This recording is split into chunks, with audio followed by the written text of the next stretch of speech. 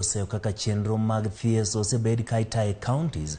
Giwacho ni atamalo 4 moket ne weche thieth e bajedi komenda ma 2022 2023 tin miwuoro. Kamano bende giywago onge mag gige tich kod jotije moromo e kuonde thieth ma pachoka ka gidwaro mondo chuog riwruok mandiko lakteche mano Health Service Commission kama gidhi timo ka gichoko sei moromo $1 million.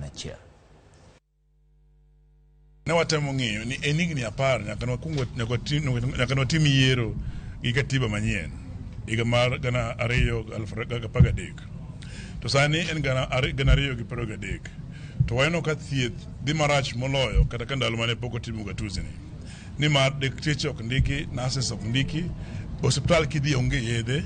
Ber ka koro bedo gi miluongo ni Health Service Commission mabro ensure ni dakteche ondiki, jothieth te ondiki. Daktache, nurses kod jochieth giduto oseungana kodwa.